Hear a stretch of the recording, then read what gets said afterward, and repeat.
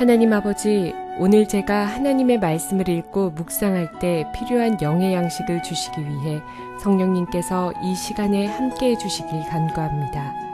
예수님 이름으로 기도합니다. 아멘. 오늘 우리에게 주시는 하나님의 말씀입니다. 예굽 왕이 히브리 산파 십브라라 하는 사람과 부하라 하는 사람에게 말하여 이르되 너희는 히브리 여인을 위하여 해산을 도울 때 그 자리를 살펴서 아들이거든 그를 죽이고 딸이거든 살려두라. 그러나 산파들이 하나님을 두려워하여 예굽 왕의 명령을 어기고 남자 아기들을 살린지라.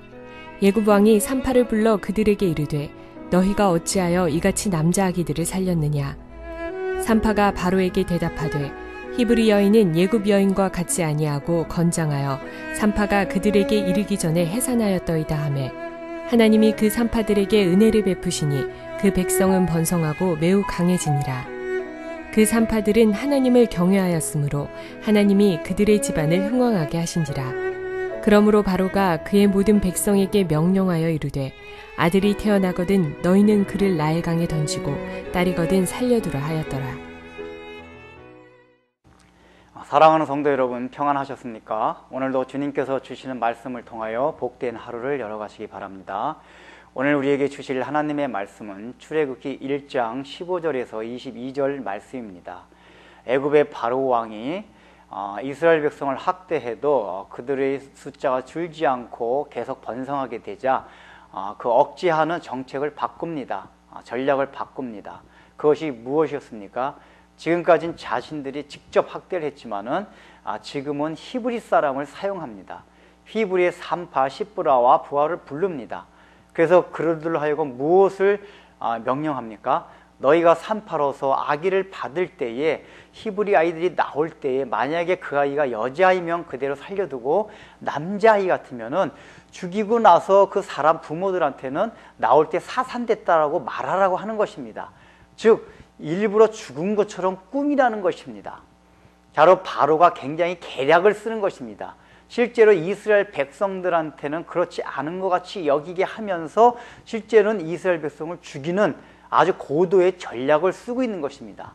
만일에 산파가 바로 왕의 명령을 듣기만 하면은 모든 이스라엘에 태어나는 남자애들은 다 죽을 수가 있습니다. 그래서 이스라엘이 번성하기가 굉장히 힘들어질 것입니다. 그런데 성경에 뭐라고 나와 있습니까? 그 산파들이 하나님을 두려워하였으므로 바로의 명령을 어겼다고 나오고 있습니다. 그들은 히브리 사람들입니다. 아무리 절대 왕권을 가진 권력을 가진 바로의 명이라 할지라도 그것을 어겨서 자기가 죽는다 할지라도 바로가 하나님보다는 두렵지 않았기 때문입니다. 하나님이 더 두려운 존재인지를 그들이 알았기 때문입니다. 바로 그들은 이스라엘 백성의 아이를 받아내는 이 일이 하나님의 가장 귀한 일이라는 것을 알았습니다. 그들도 조상 대대로부터 이스라엘 민족이 번성해지는 것이 하나님의 약속이요 나중에 번성하는 것이 때가 되면은 때가 이르면 이제 여기서 벗어나서 약속한 가나안 땅으로 가게 된다는 것을 그들도 알고 있었습니다. 그러나 그들이 만약에 바로의 명령을 듣고 아이를 죽인다면 그 하나님의 약속이 하나님의 나라를 자기가 대적하는 그 일에 자기가 쓰게 되는 것입니다. 그래서 하나님을 두려워하는 거로 바로의 명령을 어기고 그가 하나님의 나라를 위한 그 일에 앞장서게 된 것입니다. 그 결과 어떻게 되었습니까? 오히려 바로도 그를 해하지 못했습니다. 하나님께서 지혜를 주셨습니다. 바로 왕이 너 왜 죽이지 않느냐고 물어볼 때 그들이 뭐라고 대답했습니까? 이스라엘 여자들이 워낙 건강해가지고 우리가 이스라엘 여자들이 출산한다는 얘기를 듣고 쫓아가 보면 이미 아이를 다 낳았습니다. 그래서 죽일 수가 없었습니다라고 얘기를 합니다. 산파가 미리 가가지고 아이를 받는 과정에 죽이는 거로 돼 있었는데 이미 아이를 낳아서 살아있다는 것이 확인됐기 때문에 뒤에 가서는 죽일 수가 없었던 것입니다. 그래서 바로는 세 번째 계략을 꾸미게 되죠. 무엇입니까? 직접적으로 아예 산파를 통하지 않고 직접 자기의 군인들을 통해서 남자아이를 다 죽이는 것입니다. 바로 사탄의 계략이 이런 것입니다. 첫 번째는 그저 힘든 환경만 줍니다. 그런데 그럼에도 불구하고 우리 가운데 더 은혜가 넘쳐나고 거기에 굴복하지 않고 하나님의 나라가 확장되고 교회가 부흥되면 사탄은 전략을 바꿉니다. 그 두 번째 전략이 굉장히 중요합니다. 바로 히브리 사람 38을 이용했듯이 믿는 신자를 이용해서 교회를 파괴시킵니다. 하나님의 나라를 파괴시킵니다. 우리가 우리의 오늘날 현실을 바라봐도 하나님의 나라의 부흥을 가로막는 가장 중요한 요인이 우리 신자들 때문입니다. 우리에게 오는 어떤 어려운 환경 때문이 아닙니다. 바로 믿는 자가 믿는 자를 공격하는, 자기도 모르게 공격함으로써 하나님의 나라 확장의 장애를 받는 일을 겪게 된다는 것입니다. 특별히 중요한 것은 무엇이냐 하면은 38라는 것은 생명을 받아내는 것입니다. 하나님의 나라가 확장되는 일에 가장 중요한 역할을 하는 것이 38였습니다. 오늘날도 교회 내에서 하나님의 나라의 확장을 위하여 중요한 일을 하는 사람들이 있습니다. 목사나 장로나 교회의 중요한 직분을 맡고 있는 사람들입니다. 그런데 이런 사람들이 잘못될 때는 역으로 사탄에게 굉장히 크게 이용당할 수 있다는 것을 우리가 늘 마음에 명심해야 됩니다. 이것이 신앙생활 잘하는 사람들이 마음에 꼭 각성해야 됩니다. 신앙생활 잘하는 사람일수록 역으로 사탄에게도 크게 이용당할 수 있다는 것을 늘 마음에 생각하라는 것입니다. 우리가 하나님을 경외하지 않을 때 우리의 잘 나가는 신앙, 그러한 것이 오히려 사탄에게 이용당해서 하나님의 나라를 파괴하는 것으로 우리가 이용당할 수 있게 되는 것입니다. 그렇게 된다면 오히려 우리는 믿지 아니하는 사람보다 더 악하게 되는 것입니다. 이것은 굉장히 무서운 내용입니다.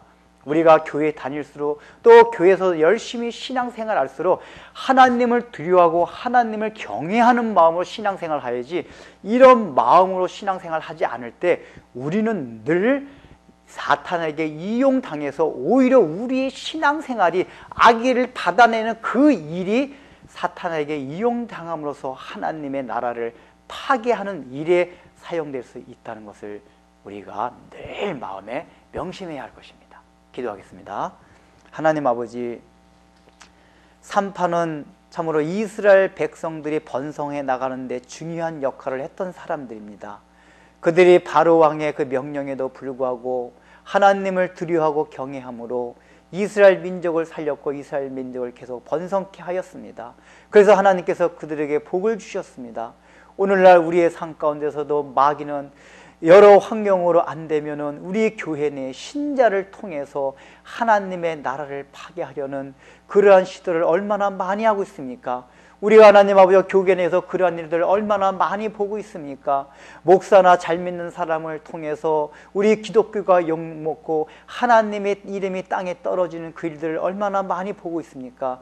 특별히 교회 생활 열심히 하고 교회 다니며 신앙생활하는 우리들이 이런 것을 늘 마음에 간직하고 우리의 신앙생활이 하나님에 대한 경외함이나 두려움이 없을 때에 얼마나 사탄에게 오히려 역으로 이용당할 수 있어서 하나님의 나라를 파괴하는 일에 우리가 이용당한다는 것을 늘 마음에 의식하고 하나님을 경외하며 두려워하며 신앙생활할 수 있도록 도와주옵소서. 예수님의 이름으로 기도드립니다. 아멘.